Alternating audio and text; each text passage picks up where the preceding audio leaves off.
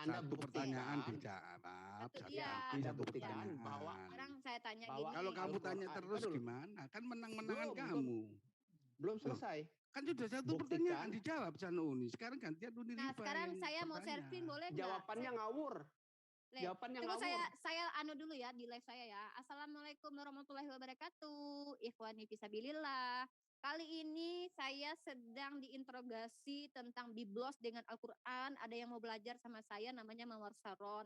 Dia mengaku Kristen tetapi ternyata nggak tahu apa-apa. Hari ini dia minta les pribadi sama saya, nggak bayar nggak apa-apa.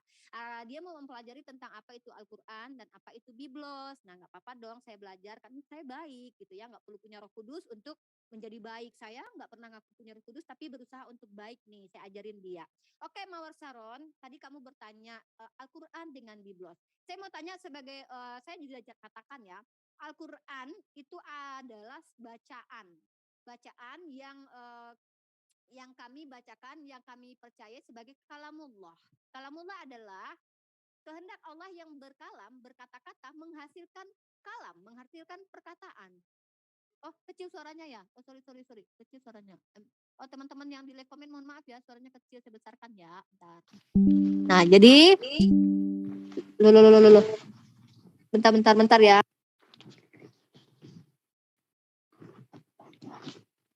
Bentar ya, guys. Ekonya dikecilin, volumenya dibesarin. Iya. Enggak, ini apa, saya lagi cari handsfree saya yang satu lagi. Kang Jul atau Pak Beri di moderatori dong biar seru, kami nih banyak belajar nih. Kang Jul, Kang Beri. Duh, kalau Q&A kayak gini, aduh. Bang Jul aja dah. Yang Pak Jul duluan. Oke, assalamualaikum teman-teman. Udah belum suaranya? Udah ya. Nah, jadi sudah bagus. Bagus ya. Bagus. Oke, ya, kita bicara tentang Al-Qur'an dulu. Al-Qur'an adalah perkataan Allah yang diberikan kepada Rasulullah melalui perantaraan malaikat. Nah, kemudian diturunkan secara berangsur-angsur selama 22 tahun, 2 bulan, 22 hari. Dihafalkan oleh Nabi dan sahabat. Ini ada pernyataannya di mana? Di dalam surat Al-Qiyamah ayat 16 sampai 19. Kok saya berpantun? Oke, saya bacakan ya. Ya, sudah stop itu. Saya tidak tahu, tidak mau Oke, ayat itu. Ya sudah, kalau yang begitu ingin saya... Sekarang yang jangan gitu dong. Saya ini lagi bukan interogasi. Kamu lagi mau belajar nggak? Kalau orang lagi belajar di dalam kuliah, saya ketika kuliah itu supaya cepat masuk pembelajaran ke dalam otak, itu dosen dengan murid itu harus berdiskusi. Saya kan dosen, kamu kan murid. Saya harus mengetahui di sini tidak ada dosen, tidak ada murid. Enggak, kamu kan tadi bilangnya mau belajar sama saya. Gimana dong? Saya dosennya dong. Loh, belum kamu selesai belajar dosen. Atau mau mengajari? Dosen kamu pilih. Belum selesai kamu dosen. Pilih belajar belum atau mau mengajari? Nah, kamu mau belajar atau mengajari? Jangan gini dong. Saya tersia-sia waktu saya tuh sibuk banget loh. Masa saya harus melayani kamu buang-buang waktu? Jadi gini, saya udah menjelaskan Al-Quran. Sekarang saya tanya, tolong kamu penjelasannya jelaskan belum. Bible. Al-Quran itu adalah bacaan. Bacaan. Nah, bacaan itu apa? Oke, kalau gitu kamu jelaskan sama saya apa yang kamu tahu. Sepertinya kamu lebih tahu dari saya. Saya yang ingin tahu tentang Al-Quran yang menurut kamu pahami. Ayo. Al-Quran itu adalah tunjukkan bacaan. Dalil bahwa Al-Quran adalah bacaan. Al-Quran adalah Maka bacaan. Anda katakan tadi, baru aja Anda katakan tadi, Al-Quran itu adalah bacaan. Kok lari Saya lagi? mengatakan perkataan Allah yang diberikan kepada Rasulullah melalui perantaraan malaikat diturunkan berangsur-angsur 22 tahun, 2 bulan, 22 hari. Dihafalkan oleh Nabi dan sahabat di dalam surah Al-Qiyamah. Ini ada legitimasinya. Lu bilang udah. Sekarang gua tanya. Al-Quran pertama Anda katakan tadi Al-Quran itu adalah bacaan. Al-Quran itu adalah bacaan. Bacaan itu berupa apa? Berupa bacaan huruf, itu berupa bukan gambar. Gini, lu tahu nggak kaidah bahasa Arab? Sekarang gue tanya dulu. Masa gue harus ngajarin lu nahwu sorof lagi? Lu tahu nggak kaidah bahasa Arab? Lu tahu nggak kaidah bahasa Arab? Ya sudah, kalau lu nggak tahu. Uni Rifa mungkin. Kalau yang dikatakan bacaan itu sebentar Bapak. Yang dikatakan bacaan itu apa? Saran sama Uni Rifa.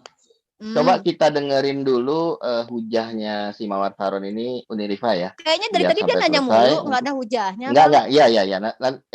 Saya nanya terpaksa harus ini moderatorin deh. Oke. Saya kan bertanya dengan dosen.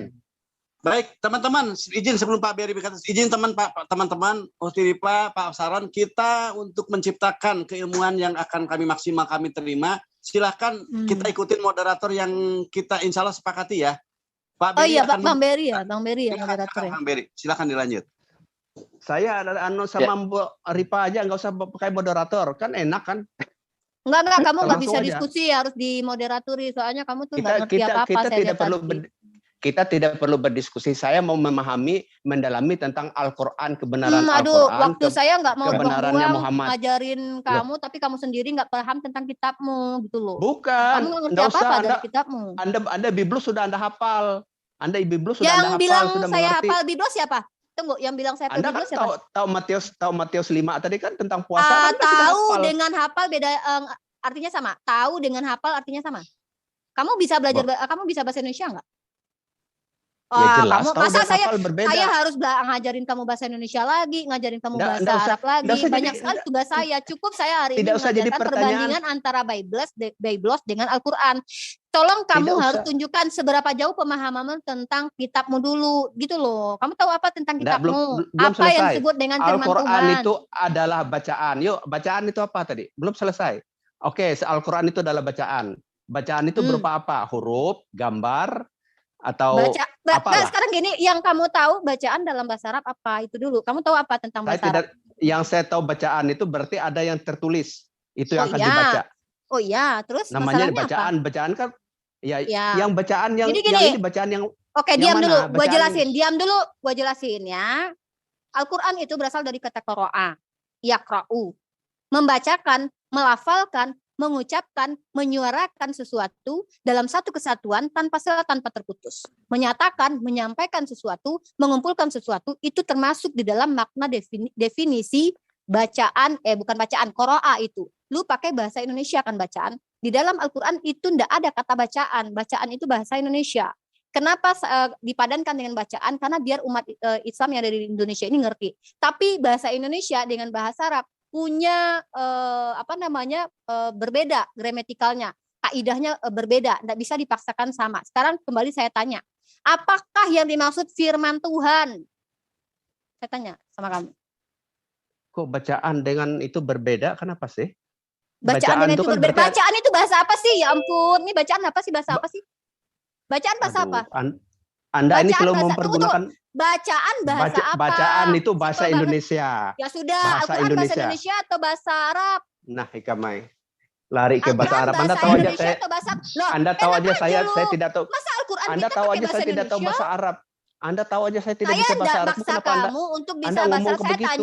Saya tanya, Al-Quran itu bahasa Arab atau bahasa Indonesia? Saya tidak usah terlalu jauh. Tidak usah terlalu jauh. Apaan sih? Saya cuma tanya, kamu tahu enggak Al-Quran itu bahasa Indonesia atau bahasa Arab? Ya bahasa Arab karena Allahnya ya orang Arab. Sudah, kalau begitu pemahaman yang ada di Al-Quran terkait tulisan-tulisan di Al-Quran harus sesuai dengan kaidah bahasa Arab. Sementara yang paksa bacaan itu adalah kaidah bahasa Indonesia yang lu pahamin cuman melihat, membaca doang. Nggak bisa, kan gue udah jelasin. Qira'a kita coret, tadi ya, kita coret. Coretnya apa sih nih orang nih nggak jelas banget. Al-Quran sekali lagi bukan bacaan. Al-Quran bukan bacaan. Tadi di awalnya Al-Quran itu bacaan. Tunjukin di mana kata-kata gua yang bilang Al-Quran bukan bacaan. Ayo tunjukin. Pertama kali Anda jelaskan tadi Al-Quran itu artinya di menit bacaan. keberapa? Di menit keberapa? Saya mengatakan bahwa Al-Quran bukan bacaan. Di menit berapa? Di menit berapa? Al-Quran itu ada katakan Al-Quran tadi ada katakan bacaan. Kamu tuli nggak? Kamu bisa bahasa Indonesia kan? Di menit keberapa saya mengatakan bahwa Al-Quran bukan bacaan. Saya sudah katakan bacaan itu bahasa Indonesia. Sementara Al-Quran itu berasal dari kata qira'a yaqra'u. Artinya apa? Membacakan, melafalkan, mengucapkan, menyuarakan, mengumpulkan sesuatu itu termasuk dalam definisi qira'a yaqra'u. Nah, sekarang itu secara gramatikal pemahaman bahasa Arab. Sekarang gua tanya, firman itu artinya apa? Gantian dong. Lalu bacaan ini kita ganti dengan apa? Kita ganti bacaan ini dengan apa lagi? Suka-suka lu, gue gak peduli. Sekarang gue tanya firman itu apa? Nah, aduh. Kayaknya telinga lu budek. Dari tadi gue udah jelasin. Gue tanya. Ini percuma orang maunya nanya doang. Tadi saya sudah bacakan loh. Di dalam qira'a yaqra'u itu artinya membacakan. Tolong kita percayakan kepada moderator. Yang lain tolong diam. Biar kita bisa terfokus. kita percaya kepada moderator. Rifa, tahan diri, biarkan moderator mengatur, biar kami punya poin. Oh iya, ya, Bang Beri. silakan. Ya, sorry Bang Beri. Tolong Rifa perhatikan Pak moderator, ya. Oh, iya. Silakan Pak dilanjut Pak Beri. moderator. Rifa, Ya. sebaiknya jangan kebanyakan bicara. Iya. Emang gini loh, kalau ketemu sama anak tenaganya kecil kita. Ya. Ayo, Anda orang besar, kita gengsel tadi. Apaan sih ya? Jadi Banyak kali ceritanya. Sekarang gue tanya balik. Bukan bacaan. Moderator, kalau dia tidak mau menjawab, Oke. orang di-kick aja ya. Saya nggak mau, saya udah gantian loh. Saya sudah tadi Sebentar. Jangan di-kick. Kenapa saya mau di-kick? Jangan. Enggak. Orang on. Ya, oke, Mawar Saron, Anda menyampaikan bahwa Quran itu adalah bacaan. Gimana Unirifa, setuju? Ibu Umi mengatakan tadi itu. Saya jelaskan sekali lagi ya. Pasang suruh dia Dengar telinganya. ya. Saya sama Bang Beri aja deh. Saya nggak bicara sama Mas telinga Saron. baik-baik. Ya, saya bacakan lagi ya. Baik. Kalau memang ternyata dia nggak paham juga, berarti ada laba-laba di dalam telinganya ya. Baik. Al-Quran itu ada menggunakan lafaz bahasa Arab. Akar katanya berasal dari kata qara'a yakra'u. Nah, artinya apa?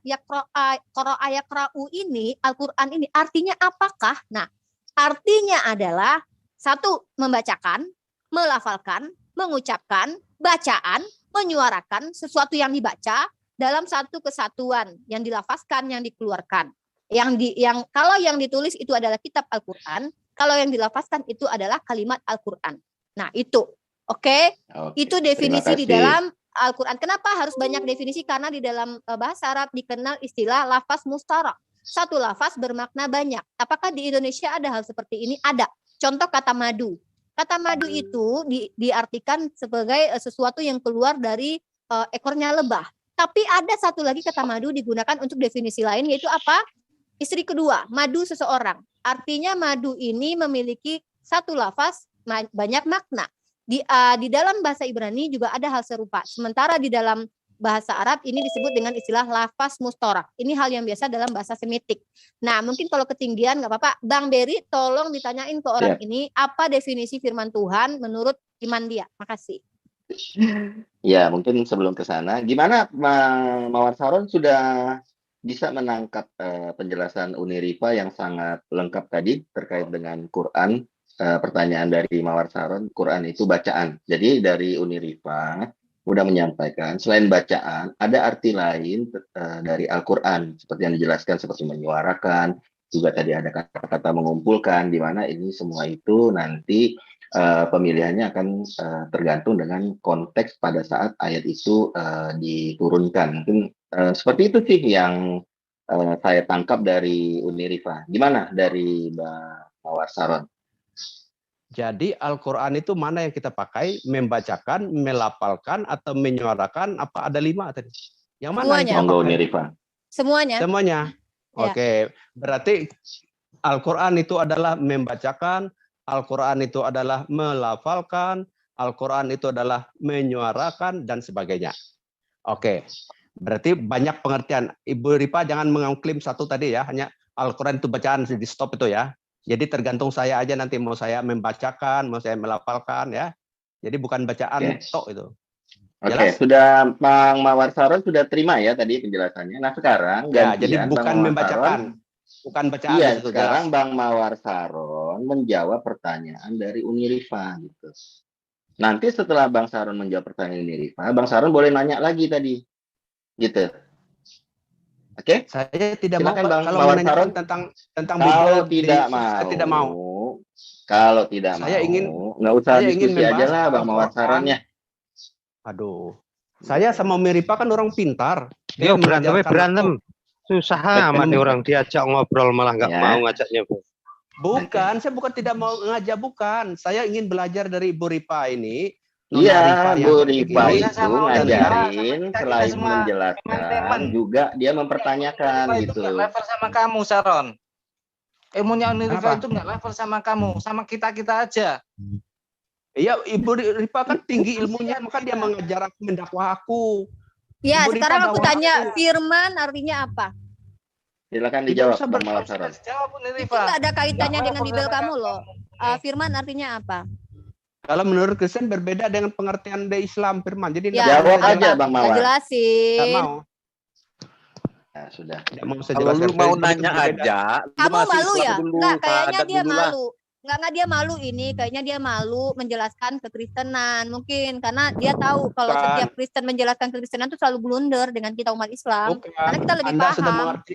Anda semua mengerti semua tentang Bible. Tidak usah Anda korek-korek. Anda sudah paham semua. Iya, saya belum paham mengerti dengan memang. Tapi setiap Al-Quran. Kristen yang ingin saya tahu. Karena setiap Kristen beda-beda memahami tentang firman. Ayo saya tanya sama kamu, firman artinya Saya apa sih? ingin mendalami tentang Al-Quran, kebenaran Enggak Nabi usah. Muhammad Kamu jangan SAW. dalami Al-Quran. Kamu nggak bisa bahasa Kalau Arab. Anda memang mau belajar tentang Al-Quran, tanya dengan sopan. Kita ladeni dengan sopan. Ada yang mau ngajarin Oke, alif bata nggak dengan dia saya- ini? Katanya dia mau mengerti Al-Quran. Tolong siapa yang mau ngajarin ini? Uni. Kayaknya kan tektokan nggak bisa nih Uni Rifa. Gimana Uni Rifa? Biarin aja. Bagaimana biar kita Ya, enak. saya sudah jelaskan ya. Nih saya mau kasih tahu ya. Enggak, Ini ya. saya closing statement aja. Gini, Saya maaf. closing statement ya. Uni. Uni ini mau closing statement berarti Ya, mau saya closing statement. selesai aja ya? Ya, soalnya Kenapa? dia Selesai aja. diajak Jangan, Umi. diskusi ya. Umi Dia jangan. nggak bisa Umi. Umi tidak bisa mendakwahkan saya. Kenapa Umi? Saya coba untuk closing statement ya teman-teman. Jangan, Oke, teman-teman Umi. yang ada di live comment. Ini Kita nggak ada enak kedatangan ini. seorang yang ngakunya Kristen. Dia ingin belajar Al-Quran dengan Bible. Dikiranya belajar Al-Quran itu sama kayak belajar terjemahan kitab dia. Kalau kitab dia kan cuma tinggal dibaca. Sementara dia nggak tahu kalau Al-Quran itu adalah kalamullah yang dibacakan, yang dilafazkan, yang kita kumpulkan. Yaitu ya di dalam kitab suci Al-Quranul Karim, kitabullah. Nah, kemudian dia katanya mau belajar Al-Quran. Sementara kita jelaskan definisi Al-Quran saja, dia tercengang, terkaget-kaget. Kenapa definisinya banyak? Masa saya harus jelaskan kepada dia apa itu lafaz musyarak? Ujung-ujungnya saya mengajarkan dia nahu dan sorof. Tidak mungkin, karena umat Islam saja butuh bertahun-tahun belajar nahu sorof di pondok pesantren. Tiba-tiba dia menghendaki paham bahasa Arab hanya dalam waktu diskusi dengan saya kurang lebih berjam-jaman. Kan itu hal yang mustahil ya. Apalagi mohon maaf orang-orang seperti dia nggak sunat, makan babi, itu nggak mungkin bisa memahami Al-Quran karena dia nggak suci. Karena di dalam surah Al-Waqiah sendiri Al-Quran itu untuk mereka yang disucikan. Ya, jadi Al-Quran itu diberikan kepada mereka yang disucikan, salah satunya harus disunat dan tidak makan babi. Sementara kriteria orang ini tidak bisa. Nah, kemudian sementara yang jangankan ke bahasa Arab jauh-jauh teman-teman, bahasa Indonesia saja dia sudah salah-salah, dia tidak paham. Nah, saya membawa pertanyaan kepada dia yang sangat simpel. Saya tanya, apakah dia mengerti yang disebut dengan firman? Saya tidak menyinggung Bible dulu, saya cuma bertanya sesuatu yang bukan bahasa Biblosnya. Kalau Al-Quran, di dalam Al-Quran sendiri itu ada kata-katanya tertulis. Ada, contohnya saya beritahukan ya, kalau kata firman di dalam Biblenya itu tidak ada tertulis. Firman itu tidak ada karena firman itu berasal dari kata Persia, bahasa Persia itu farman. Nah, jadi kalau di Al-Quran, kata Al-Quran itu sendiri ada. Kita berdasarkan dalil-dalil di dalam Al-Quran ketika menjelaskan. Kalau dia berdasarkan dari asumsinya. Nah, jadi orang seperti ini sebenarnya tidak berniat untuk mengetahui tentang Al-Quran. Orang ini sebenarnya coba untuk sebatas pengetahuan dia yang tidak mengetahui, untuk coba mengcounter atau ingin coba membela keimanannya. Padahal tentang firman aja dia nggak paham sama sekali. Tuh. Jadi sepertinya buang-buang waktu bagi saya. Kita lanjut buat teman-teman di sini kan masih banyak yang muslim. Biar teman-teman kita yang muslim yang bersama dia, karena capek-capek saya belajar sekolah tiba-tiba cuma ngadepin kelas kayak Ferguson gini, ya buat apa ya teman-teman ya. Maklum ya teman-teman ya, umat Islam itu terlalu tinggi buat mereka. Ya yuk teman-teman yang ada di Zoom sekarang dilanjut. Terima kasih. Assalamualaikum. Terima kasih. Waalaikumsalam warahmatullahi wabarakatuh.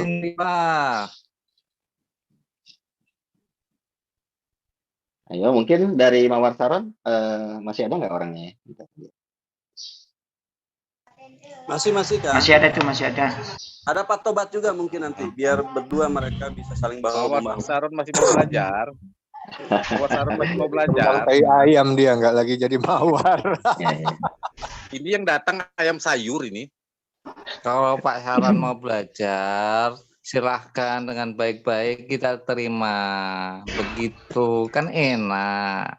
Ini saya Oke, mau mungkin tanya kita nih. undang Pak Tobat. Gimana Pak Tobat? Bisa speak up Pak Tobat?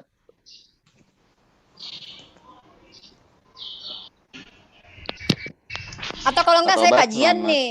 Kalau enggak ada yang mau ini saya kajian nih. Kajian Boleh, Biblos. boleh. Kajian Biblos ya. Boleh. Nanti ada yang kepanasan tapi nggak apa-apa. Ya, Biarin. kita kajian Biblos ya. Siapakah nabi Monggo. palsu menurut Yesus? Nah, keren tuh. Uniripa, Biblos Bukan saya, Biblos bukan bisa saya. dipakai buat ngerukyah ya? Enggak, Biblos itu bisa dipakai buat nampol oten-oten yang so tahu tentang Al-Quran. Bang Yusuf tahu nggak siapa nabi palsu menurut Yesus? Kita bahas di Bang Yusuf yuk, seru loh. Bang Yusuf Oh, catat nih. nabi palsu itu yang pernah menganiaya orang, membunuh jemaatnya, lalu mengatakan sesuatu yang dusta demi kemuliaan Allah. Nah, itu. Yuk, Dari awal Bang Yusuf, dari awal dulu. Nih, Ada Mas, Paulus yang, nubuatin dulu. ada Luka Tambunan, Iya. Nabi Palsu.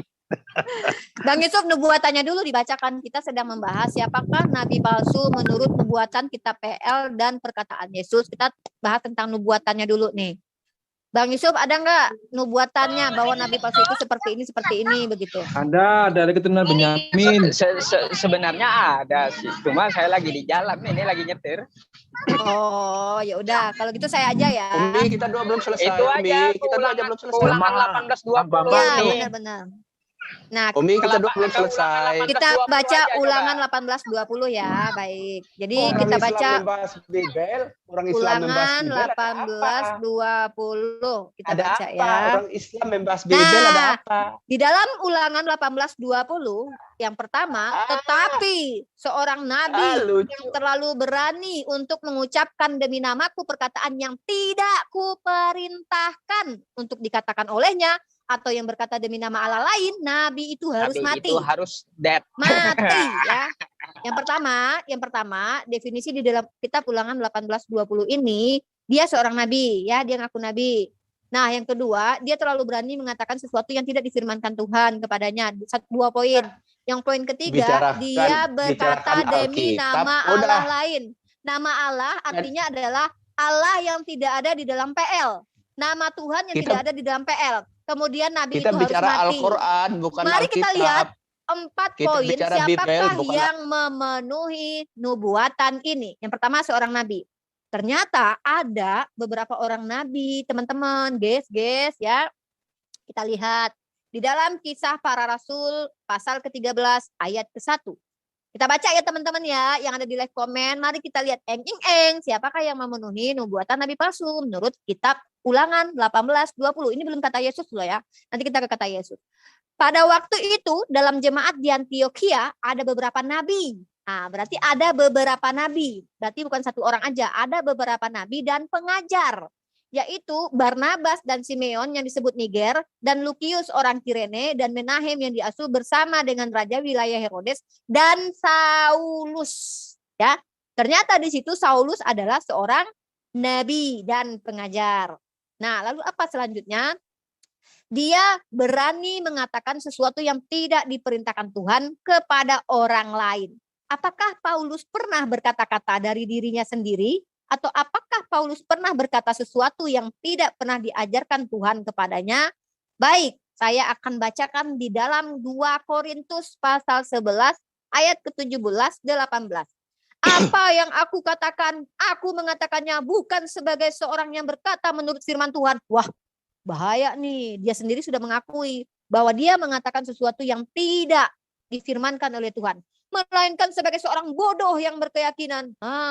Dari perkataan orang bodoh lagi. Satu itu ya, artinya ada perkataan dari Paulus yang tidak berasal dari firman Tuhan. Ada banyak nggak? Oh banyak. Ternyata bukan cuma itu saja, Paulus berkata sendiri.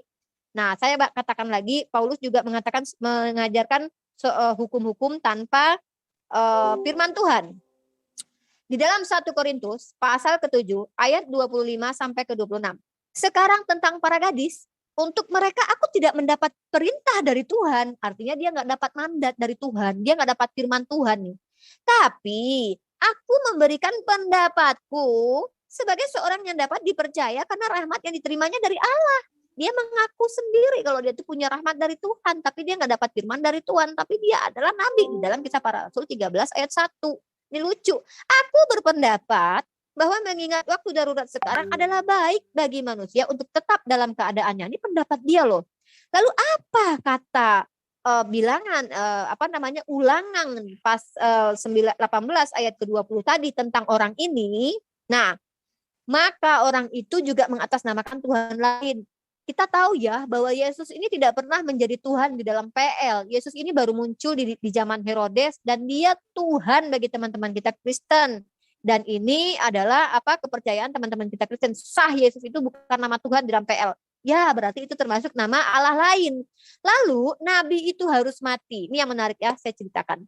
Jadi kalau bicara tentang kematian nabi, Musa, Abraham itu memang wafat karena mereka tidak naik ke langit seperti Yesus dan Elia bahkan Henokh. Kalau dikatakan bahwa Musa itu meninggal bukan nabi, meninggal biasa maka dia bukan nabi, maka salah dong Bible, karena Musa kan nabi, Abraham nabi gitu kan, Daud juga nabi, bahkan mereka meninggal juga. Begitu juga dengan baginda Rasulullah SAW, sebagai manusia biasa beliau wafat. Tetapi mati di sini apa yang dimaksud? Artinya adalah dapat hukuman mati. Dan apakah Saulus mati secara lumrah biasa? No. Kita tahu bahwa dia dihukum oleh Raja Nero di penggal. Nah, berarti Tuhan telah memenuhi nubuatan di dalam Ulangan pasal 18 ayat ke-20. Itu baru satu ayat. Kemudian, apa kata Yesus tentang nabi palsu? Kita baca lagi. Ini kata Yesus. Tadi itu kata tentang kitab apa tadi? Kitab Ulangan. Sekarang kita baca di dalam kitab 1 Yohanes 4 pasal 4 ayat 1.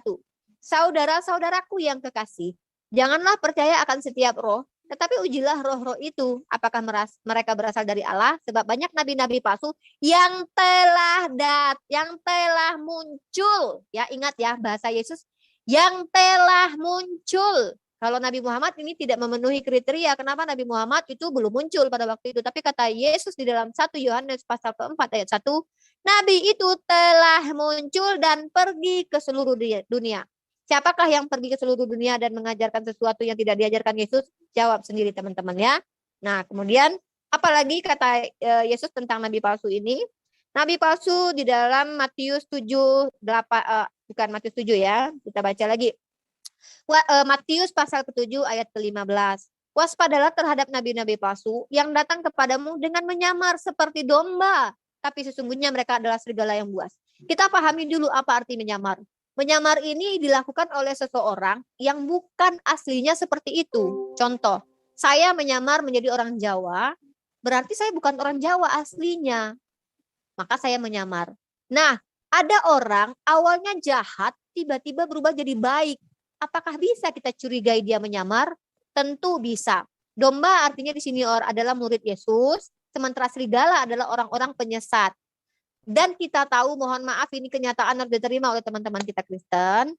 Paulus adalah orang Farisi ular beludak yang dikutuk sendiri oleh Yesus. Dan dia adalah ahli Taurat. Ketika bertemu dia mau disesah mengaku dia warga Romawi. Bertemu orang Farisi dia mengaku Farisi. Dan dia juga mengaku bertemu dengan Yesus dengan dua kesaksian yang berbeda.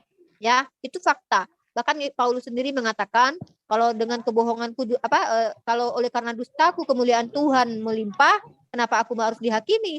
Dia membenarkan dusta. Ular beludak itu pendusta ya teman-teman. Nah, Matius pasal ke-7 ayat ke-15 sudah dikatakan hati-hati dengan nabi palsu yang menyamar. Mari kita baca di dalam kitab Kejadian. Teman-teman kita Kristen selalu mengatakan Nabi Ismail ini adalah keledai liar yang nubuatannya itu kekal, kata mereka ya. Dan mari kita baca tentang keturunan dari Benjamin ini. Dia mau jadi apa kira-kira di masa depan menurut kitab Kejadian pasal ke-49 ayat 27? Benyamin adalah seperti serigala yang menerkam. Walah, ternyata kenapa ya? Kenapa kok bisa sama? Di dalam kitab Roma pasal ke-11 ayat 1. Maka aku bertanya, adakah Allah mungkin bukan ini, sorry. Ada nih. Dia adalah Benyamin. Mana ya? Di keturunan Benyamin. Oh iya nih. Di dalam kitab Roma pasal ke-11 ayat 1, maka aku bertanya apakah Allah mungkin telah menolak umatnya? Sekali-sekali tidak, karena aku sendiri pun orang Israel dari keturunan Abraham dari suku Benjamin. Kita sudah menemukan siapa serigala, teman-teman? Sudah, menurut nubuatan kitab Ulangan. Kita sudah menemukan nubuatan di dalam kitab Ulangan 18:20, sudah. Dan kita sudah menemukan siapa di dalam kitab Yohanes 1 Yohanes pasal ke-4 tadi, sudah. Nabi palsu itu sudah ada. Sebenarnya banyak bahkan Yesus sendiri memastikan ya pernyataan Yesus di dalam kitab Matius pasal ke-7 ayat ke-17 ya. Kata Yesus begini, demikianlah setiap pohon yang baik menghasilkan buah yang baik. Sedang buah yang tidak baik menghasilkan buah yang tidak baik. Di dalam Matius pasal ke-7 ayat 18, tidak mungkin, ini kata Yesus, bukan kata saya ya. Kalau mau marah, tolong marah sama Yesus aja. Tidak mungkin pohon yang tidak baik itu menghasilkan buah yang tidak baik. Ataupun pohon yang tidak baik itu menghasilkan buah yang baik. Apakah Paulus di awal adalah buah yang baik? Tidak. Kenapa tiba-tiba menghasilkan buah yang baik? Apakah Yesus sedang mengingkari perkataannya sendiri? Bahkan Paulus mengaku bahwa Yesus itu memilih dia dari dalam kandungan. Dan secara logika, kalau memang Yesus memilih Paulus sejak dalam kandungan, kenapa dibiarkan dulu Paulus ini membunuh Stefanus ketika Yesus hidup? Kenapa gak didatangin Paulus buat biar Paulus ini bertobat? Karena pertobatan Paulus sendiri menurut pengakuan Paulus ketika dia didatangin Yesus. Ketika dia membunuh di Damsyik. Padahal Damsyik itu padang gurun. Dan di dalam kitab Matius juga dikatakan, kalau ada yang mengaku bertemu Mesias di sana, di sini jangan kau percaya. Di padang gurun, di dalam bilik, jangan kau percaya. Damsyik adalah padang gurun. Dan Paulus mengaku bertemu Yesus ketika Yesus sudah naik ke langit. Bahkan dia mengatakan dia menulis surat-suratan di dalam bilik. Bilik apa? Sel penjara. Lalu Yesus mengatakan jangan kau percaya. Kita sebagai umat Islam patuh dong, ikut dong arahan Yesus. Kita nggak percaya begitu saja atas pengakuan Paulus. Nah, begitu saja dari saya. Sebenarnya banyak sekali teman-teman. Tapi itu hal yang sangat jelas sekali ya. Tidak mungkin ya pohon yang tidak baik menghasilkan buah baik. Bahkan ketika orang Farisi minta dibaptis sama Yohanes Pembaptis dan kepada Yesus, hasilkanlah dulu perbuatan baik. Artinya begini, dia harus membuktikan kebaikannya baru kita bisa lihat ini orang benar-benar tobat apa enggak. Kalau teman-teman kita Kristen, ketika Paulus mengaku dia bertobat, dia sudah dipercaya begitu saja. Padahal apa kata Yesus? Penyesat itu juga menyesatkan orang-orang pilihan. Bahkan penyesat itu sendiri pergi mengajarkan apa yang tidak diajarkan Yesus ke bangsa-bangsa lain. Dan hanya Paulus yang mengaku dipilih untuk menjadi rasul non-Yahudi. Sementara apa kata Yesus kepada Petrus? Petrus, gembalakanlah dombaku. Dan Petrus berselisih dengan Paulus yang baru muncul setelah Yesus naik ke langit. Sementara Petrus sendiri dipilih oleh Yesus. Hidup bersama Yesus. Kenapa tiba-tiba lebih benar Paulus daripada Petrus? Sekian dari Uniriva MOW TV. Mohon maaf kalau ada kata-kata yang salah. Memang kebenaran itu menyakitkan. Tetapi apa mau dikata? Yesus saja hendak dibunuh menyampaikan kebenaran. Apalagi saya. Siapa sih saya? Cuman rumahan terginang. Wabillahi taufik wal hidayah. Assalamualaikum warahmatullahi wabarakatuh. Salam satu Tuhan. Terima kasih. Lanjut yang lain. Assalamualaikum.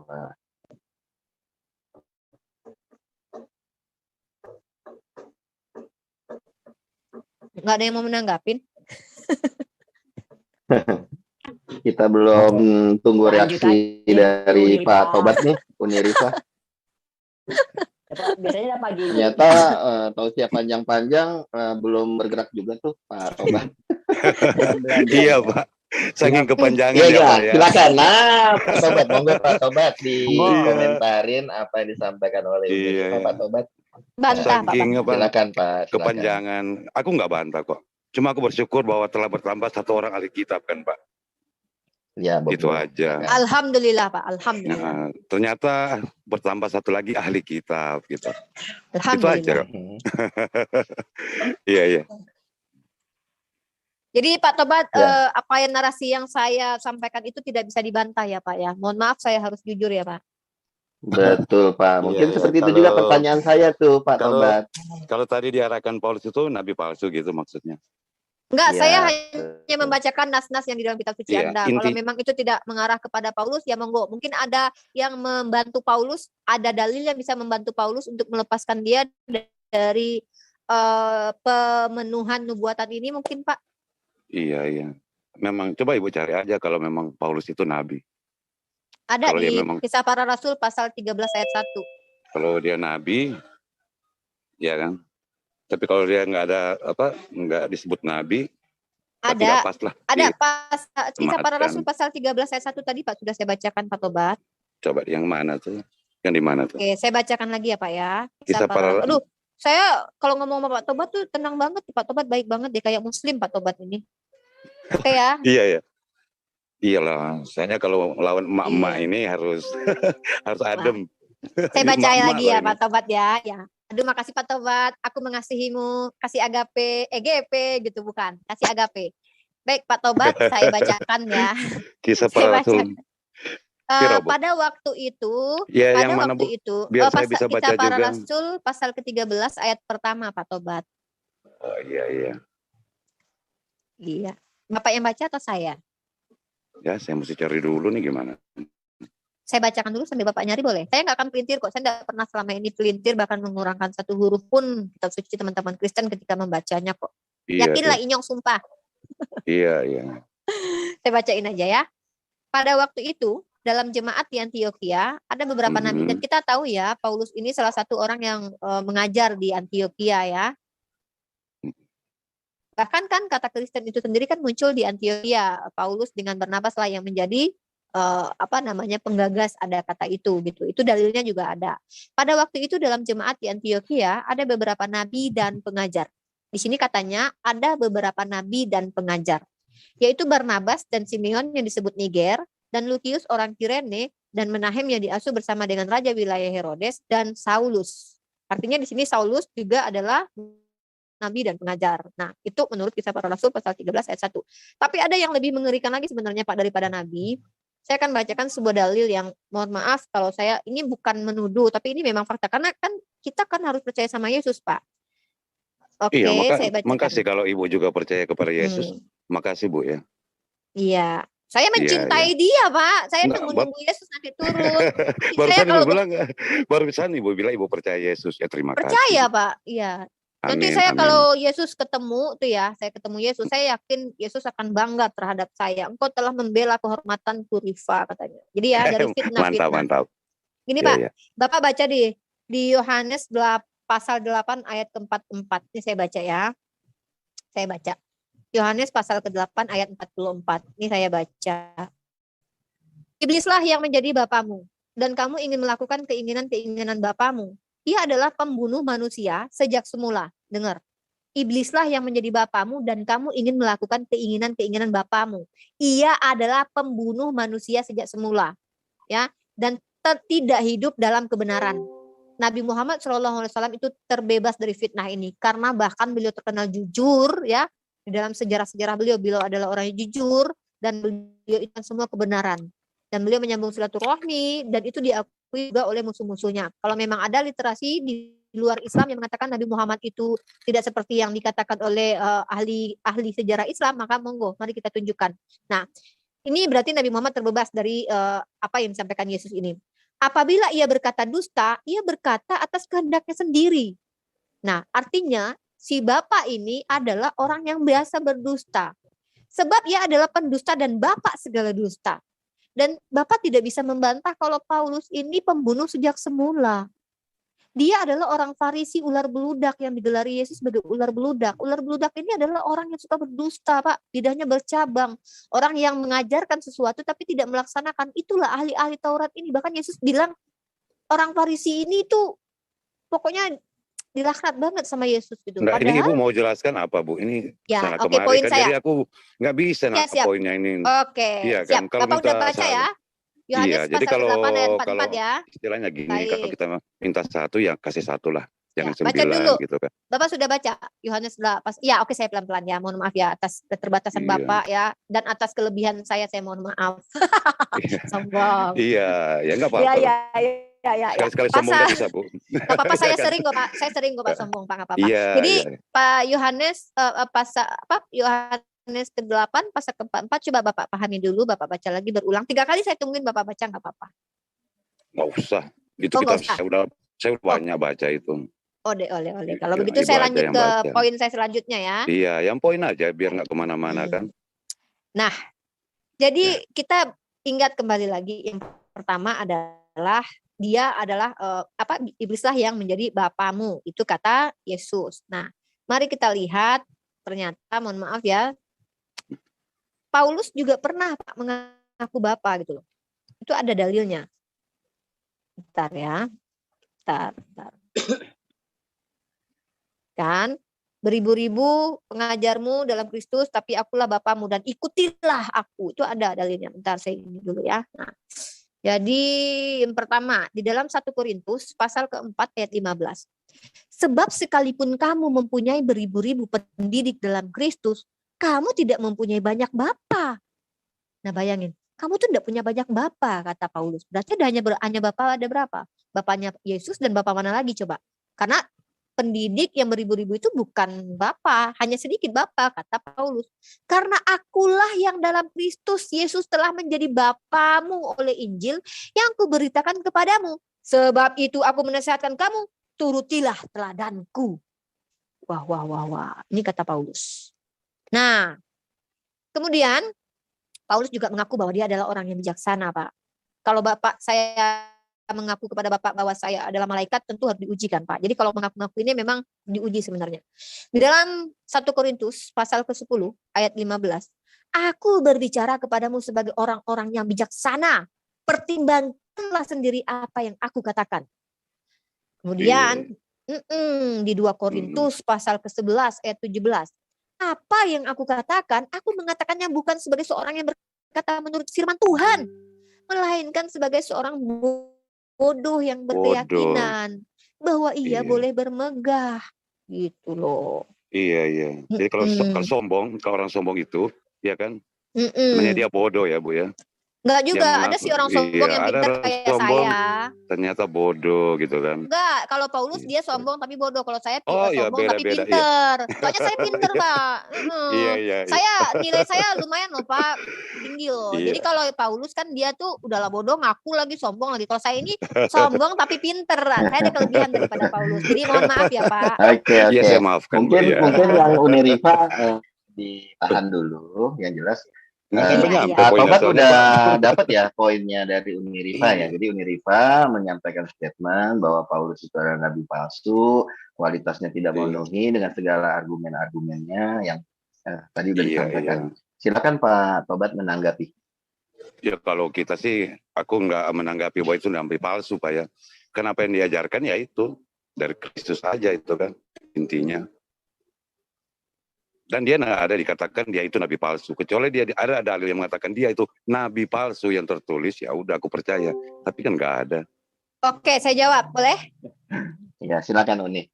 Ini ibarat kata ya, kalau saya lagi tulis surat kemana-mana, terus saya bilang bahwa saya ini jelek, ya nggak mungkin lah, Pak. Kalau saya bikin surat kemana-mana, pasti saya sanjung diri saya, Pak. Saya lagi nulis surat ke Jawa nih. Hei kalian teman-temanku yang di Jawa, kalian tahu nggak sih, aku ini udah belajar banyak, aku udah ngajarin kemana-mana, nggak mungkin Pak. Sebenarnya aku tuh nabi palsu loh, guys, kan nggak mungkin. Iya, artinya kan Anda beda juga kan, Ibu sama Paulus. Ya maksudnya Paulus kan ngirim surat kemana-mana, Pak. Bapak kan pegang itu sebagai firman Tuhan. Masa dia ngaku di dalam surat itu kalau aku ini nabi palsu? Ya nggak mungkin lah. Pak Tobat kalau makan pisang dikupas nggak kulitnya? Kulitnya dilepas dari isinya mungkin ya. Aduh. Ya mestinya kan disaring-saring dulu kalau misalnya kalau kita makan pisang ya. Mungkin biarin dulu kali Bang Ansor. Aku sayang sama Pak Tobat, Pak. Aku mengasihimu, Pak. Kasih EGP. Aku juga mengasihi Ibu, ya kan, jangan versi laki-lakinya Paulus, versi perempuannya Ibu kan. Aduh. Enggak, saya aku mengasihi Ibu loh. Saya bicara melalui menggunakan firman Tuhan dalam Al-Quran. Ketika saya menyampaikan Al-Quran, saya tidak berpendapat dari diri saya sendiri. Yang pertama itu ya. Nah, saya tidak pernah mengaku-ngaku domba. Artinya saya tidak pernah mengaku-ngaku, wah saya ini orang, padahal saya jahat. Saya tidak pernah gitu. Saya pernah nyamar. Saya tidak pernah masuk ke room Kristen terus ngaku-ngaku Kristen, tidak pernah. Itu Paulus kan dia kan ngaku pengikut Yesus. Padahal dia sebelumnya kan pembenci Yesus. Itu kan ngaku kan. Jadi kalau pengakuannya diuji. Kemudian saya tidak pernah membenarkan dusta. Kalau Paulus kan pernah. Kalau karena kemuliaan Tuhan, karena dustaku kemuliaan Tuhan semakin melimpah, kenapa aku masih dihakimi? Itu kan saya enggak boleh begitu. Masa saya begitu? Beda loh. Iya, jadi kalau misalnya Ibu baca ayat itu kan, lihat dulu kenapa sampai dia berkata demikian kan. Bukan cuma satu ayat itu kan, itu ada ayat sebelumnya dan sesudahnya gitu. Kenapa dia mengatakan dalam kebodohan gitu kan? Karena mereka itu menganggap dia itu bodoh gitu, Bu. Oh berarti dia dianggap orang-orang bodoh ya Pak ya? Memang dia tuh orang-orang situ yang gitu. Jadi dia sudah. Banyak nggak Pak yang bilang dia bodoh tuh, banyak nggak pada waktu itu Pak? Saya nggak hitung berapa. Karena gini Pak, saya akan mengenal Bapak bukan dari Bapak saya percaya, tapi dari orang-orang di sekeliling Bapak. Kalau ada yang bilang bahwa Bapak bodoh di sekeliling Bapak, saya lebih percaya orang lain daripada Bapak sendiri mengakui Bapak pintar. Saya akan percaya orang yang hidup bersama Bapak sekeliling Bapak. Gitu. Kalau saya lebih percaya langsung mendengar kata-kata Ibu kan, kayak sekarang ini kan. Ini pengakuan tentang diri sendiri, bukan? Ini pengakuan diri sendiri. Daripada aku mendengar dari orang-orang, oh Ibu ini pintar, Ibu ini pintar, aku belum percaya. Tapi setelah aku melihat sendiri kan, Aku bisa lebih Oh, itu gitu. beda melihat dengan Itu mendengarkan aku pengakuan lebih beda, Pak. bisa mengambil kesimpulan ya, ibu ini gimana gitu. Daripada aku cuma mendengar gitu, Bu. Akan lebih Iya baik kan? Bapak mendengarkan tentang aku kepada Langsung dosenku, gitu. misalkan dari dosenku bilang nih, "Si Rifa ini hebat loh di kampus, dia sangat," berarti itu sebuah Iya. pengakuan dari orang yang melihat aku. Kalau aku Iya. sendiri enggak percaya dari Bapak, misalnya Bapak bilang nih, "Saya ini adalah orang yang setia kepada istri loh, Rifa." Saya bisa bilang kalau itu cuma bullshit, bisa aja bohong-bohong. Saya bisa bilang itu. Tapi saya Iya. akan melihat itu dari istri Bapak. Istri Bapak yang bilang, "Suami saya adalah orang yang setia kepada saya." Itu baru saya percaya karena ada pengakuan orang Iya. lain. Nah, Paulus kan ngaku nih, "Aku adalah bla bla bla." Sementara orang di sekitar dia mengakui dia bodoh. Berarti ya saya lebih percaya orang lain lah, Pak. Kan orang yang lain yang melihat pada waktu itu kenyataannya. Dia Iya. cuman mengatakan bahwa dia itu enggak bodoh. "Gue enggak bodoh loh." Ya udah kalau gitu gue bodoh aja. Iya, mungkin beda, Bu. Kalau saya enggak. Saya lebih Iya. sekarang kan dulu kan aku cuma mendengar tentang ibu, dengar sana, dengar sini ya. Tapi kalau sekarang saya udah dengar langsung gitu kan. Nah, ini lebih meyakinkan saya, Bu. Mungkin beda ya cara berpikir Enggak, kita ya. kalau secara akademis nih, misalnya Bapak, misalnya kan saya kuliah nih Pak ya. Kalau kita kuliah itu Pak ya, misalkannya kita bicara tentang menulis sebuah karangan, misal saya tuliskan nih buku yang saya baca nih, judulnya ini Teologi Dasar 1, dibikin oleh Charles C. Ryrie namanya ya. Saya baca buku teologi ini ada 3 buah buku yang saya baca sekarang. Nah, kalau saya ingin tahu siapa si Charles ini Pak, saya tentu tidak percaya begitu saja tentang dirinya yang dituliskannya. Biografi yang dituliskan itu ada pengakuan-pengakuan orang di sekitar dia. Maka kalau secara akademis, kita akan merujuk kepada pengakuan orang lain tentang dirinya. Contoh, profesor lain mengatakan tentang si Riri ini. Kata orang lain, profesor lain misalnya. Ternyata denomnya beda. Si Riri itu terpaparkan ajaran ini. Ternyata salah. Itu bisa kita pertimbangkan. Atau si Riri itu adalah orang yang baik, dia sangat dengan mengamalkan amalan baik, dia adalah orang yang hidup taat dalam Kristus, maka bukunya itu bisa dipercaya. Itu namanya rekomendasi. Bapak kalau mungkin baca buku, Bapak akan lihat kata pengantar dari orang lain untuk si penulis buku itu. Artinya orang lain melegalisasi bahwa orang itu bisa kok dipercaya. Nah, itu secara akademis loh Pak, saya enggak bawa-bawa perasaan. Tapi kalau ada orang lain mengaku datang, membawa buku dan menyatakan tentang sifatnya bahwa dia yang baik Pak, bagaimana kita mau percaya sementara orang sekelilingnya tidak percaya dengan dirinya, Pak. Nah, ini yang di dalam Islam itu kami mendengarkan tentang Rasulullah bukan dari diri Rasulullah tapi dari sahabat-sahabatnya yang menceritakan tentang beliau. Apa keuntungan para sahabat berdusta tentang Nabi Muhammad? Itu. Jadi apa keuntungannya orang-orang di sekeliling Paulus kalau dia berdusta tentang Paulus? Nah, jadi begitu. Jadi kita akan percaya kepada siapa yang di samping Paulus, siapa yang di samping Yesus. Makanya kami selalu bertanya, ketika Yesus bicara A, I, U, E, O, itu yang di samping dia saat itu siapa? Yang menuliskan perkataannya waktu itu siapa? Kenapa itu penting bagi kami? Karena kami diajarkan begitu. Sama seperti di dalam dunia akademisi, kami akan mendapatkan literasi itu dari orang-orang yang menulis buku dan kami harus tahu biografinya. Dan mustahil Pak, biografi itu dia sendiri, aku orang baik, aku rajin sholat, tidak sombong, rajin ngaji, itu tidak akan menjadi biografi di dalam sebuah ruang akademisi Pak. Gitu. Iya, Terima iya, kasih. Bu. Ya, jadi kalau misalnya Ibu kan, pasti kan ada orang juga yang pro kontra kan, Bu. Iya kan? Ada Apa yang pro, apa yang dipro kontrain Pak? Iya, jadi orang-orang itu nggak sama kan pemahaman ya. Enggak. Kalau dari Tapi saya bicara 10, secara akademis. kalau dari 10 orang Bu mengatakan hal yang sama, oke. Tapi kalau ada 5 yang setuju, 5 yang tidak, pastilah saya sudah kalau itu kan lebih bagus kalau aku mendengar langsung kan, ketemu langsung begini kan. Bapak mau ketemu Paulus langsung, maksudnya biar tahu Paulus itu benar ya, apa enggaknya. Beda kan kalau mereka sudah nggak ada. Kalau Ibu kan masih ada. Misalnya ya. Bapak nih lagi cari tahu tentang aku apa lagi cari tahu tentang Paulus sih? Bukan, iya, mungkin Pak Tobat bisa menyampaikan argumen lain yang menyatakan ada kelompok lain yang menyatakan bahwa Paulus itu nggak bodoh gitu Pak. Karena di situ kan ada kelompok yang mengklaim Paulus itu bodoh yang seperti tadi dibahas. Nah, mungkin Pak Tobat bisa menunjukkan hal yang berbeda begitu. Ya teman-teman seperjalanannya aja kan nggak menganggap dia bodoh. Ya mungkin kan bisa diperjelas Pak. Mungkin di mana? Nah, artinya poinnya kan ke situ. Gitu. Poinnya kan ke situ kan. Kalau dia tadi kan tentang Paulus bodoh itu dari sebagian orang, tapi ada sebagian misalnya aja teman-teman seperjalanannya atau siapa-siapa yang menjadi percaya karena pemberitaan Paulus. Nah, dia pro kan. Iya, ada catatannya nggak ya Pak? Kan kalau kemungkinan memang ada. Banyak, cuma kalau Unirifa kan udah menyampaikan itu tertulis. Nah kalau yang pendapat dari Pak Tobat kira-kira ada tertulisnya nggak? Ada di situ. Katanya. Ya, silakan. Aku tambahin aja deh. Jadi Pak. aku begini Bu Rifa ya. Aku itu bukan cuma percaya katanya gitu kan. Oh katanya si A begini, katanya si B begini. Tapi yang pihak lain, oh katanya si A begini, si B begini, ada dua kan. Nah untuk menjelaskan itu, aku sebaiknya tahu ya. Aku bisa ketemu kayak sekarang ini kan. Oh ternyata apa yang dikatakan orang ini, yang pihak sebelah begini, menurut kesimpulanku begini gitu kan. Lebih jelas maksudnya kan, bukan cuma katanya kan. Ya, ini kan aku mau maghrib nih Pak Tobat. Oh, ya, sedikit lagi silakan, dari Ibu. aku. Enggak, ini sedikit Iya. lagi. Pertama, terima kasih karena Bapak sifatnya seperti muslim, sangat santun, baik sekali, tidak sombong, rajin sholat, rajin ngaji. Jadi, makasih loh Pak ya. Bapak orang yang kesekian yang sifatnya seperti umat Islam ya. Jadi begini, yang pertama, sebenarnya kalau kita bicara tentang pendapat orang lain tentang Paulus, memang ada yang mengatakan bahwa Paulus ini itu tidak bodoh. Ada yang mengatakan dia adalah orang Sanhedrin dan ahli Taurat. Tapi kita tahu bahkan Yesus mengatakan hati-hati dengan Farisi dan ahli Taurat. Yesus yang mengatakan, bahkan hati-hati dengan orang ini. Nah kemudian yang menariknya adalah Pak, kalau Rasulullah SAW ditanya siapa saksi Nabi Muhammad bertemu malaikat Jibril, memang Rasulullah tidak membawa teman ketika bertemu malaikat Jibril. Yang namanya Nabi itu bertemu dengan malaikat itu dia sendiri, nggak bawa teman, itu iman di dalam Islam. Nah sementara Paulus mengaku ada orang yang menyertai dia ketika dia bertemu dengan Yesus dengan dua kesaksian.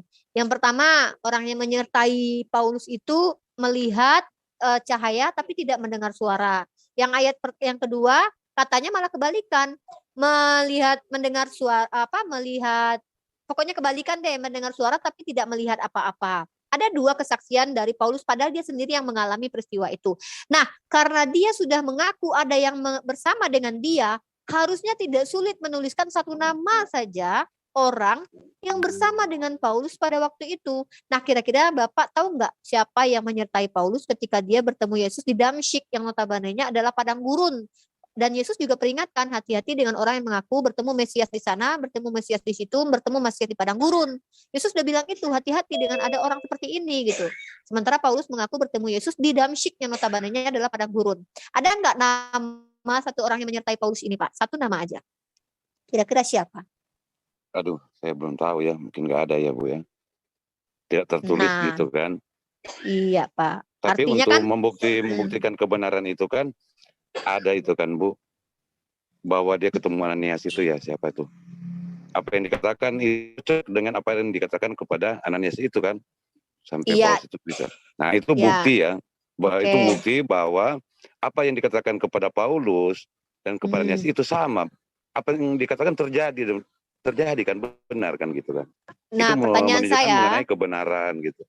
Tunggu, kalau begitu kebenaran ini masih absurd. Kenapa? Kenapa? Kebenaran Yesus, dari cerita di sini kan, Bu? Ya, enggak, karena Yesus juga mengatakan dan penyesat ini juga menyesatkan orang pilihan. Yesus juga mengatakan penyesat ini juga bukan tidak mungkin orang pilihan disesatkan juga. Kata Yesus kepada murid-muridnya loh. Yesus sudah berkata, kita tahu Barnabas itu temannya Yesus kan, dan kita tahu Lukas juga adalah orang yang dibawa Yesus kan. Kita tahu penulis kisah para rasul, penulis kitab Lukas adalah Lukas Pak. Dan Bapak mengetahui tentang Ananias ini dari kisah para rasul kan yang ditulis oleh Lukas. Iya. Nah gitu. Oke, mungkin itu saja Pak Tobat. Ada tanggapan lain sebelum saya minggat kembali ke kayangan Pak? Iya, terima kasih Bu atas diskusi ini ya. Ya, tapi saya mohon maaf loh Pak ya, mohon maaf sekali Pak, saya harus jujur dalam berkata-kata ini. Karena saya menyampaikan firman yang kata Yesus, sampaikanlah firman ke seluruh makhluk. Saya menyampaikan firman Yesus pada Bapak saat ini. Semoga Bapak dijamah oleh roh Bu, kebenaran. Iya, dimaafkan kok Bu. Aku maafkan. Iya. Oke, aku mau menghilang. Terima kasih Bang Berry. Aku mau kembali ke kayangan dulu. Assalamualaikum warahmatullahi wabarakatuh. Terima kasih Uni Rifa. Waalaikumsalam warahmatullahi wabarakatuh. Pak Tobat, terima kasih juga. Kalau pengen berdiskusi teman-teman yang lain mungkin kami persilahkan untuk bisa berdiskusi dengan Pak Tobat nih. Bentar, ini tempat tadi security-nya kayak gimana? Apakah bisa kebuka? Baik, assalamualaikum warahmatullahi wabarakatuh teman-teman yang ada di live comment. saya mau sholat maghrib, tapi live-nya saya tetap lanjutkan. Mungkin Pak Tobat ada diskusi dengan teman-teman yang ada di sini. Aduh, ternyata yang pertama ketakutan nggak bahas kitab sucinya. Tapi yang kedua, Pak Tobat ternyata diam aja ketika dibahas, tidak ada tanggapan. Ya sudahlah ya. Tapi sepertinya di sini sudah mulai diam deh ya. Baiklah, karena udah mau maghrib, saya cukupkan sampai di sini live kita. Mudah-mudahan nanti malam kita bertemu lagi di live yang berbeda. Saya akan mengundang beberapa teman saya yang non muslim, yang dari ada TikTok, atau saya mungkin live di TikTok mungkin nanti malam ya. Wabillahi taufik wal hidayah. Mohon maaf kalau ada kata-kata yang salah. Apa yang saya baca itu semua memiliki referensinya. Silakan kalau ada yang mau membantah, dan silakan ada yang mau menyanggah. Justru saya senang sebagai pembelajaran buat saya pribadi. Assalamualaikum warahmatullahi wabarakatuh.